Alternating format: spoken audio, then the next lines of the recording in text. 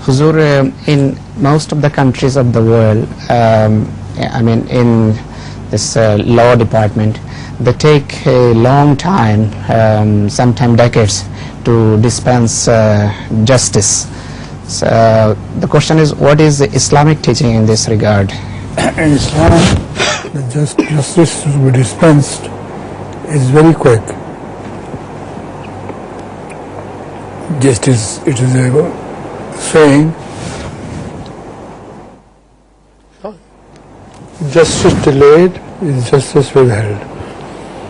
Islam, the matters were decided immediately after the witnesses appeared. Hazrat Rasul Kareem did the same. Hazrat Umar did the same. Only you needed witnesses, and the justice was dispensed immediately. Similarly, in Qaza and Jamaat Ahmadiyya, the same is the principle which governs Qaza. Instead of taking long, they dispense justice after hearing the witnesses on both sides.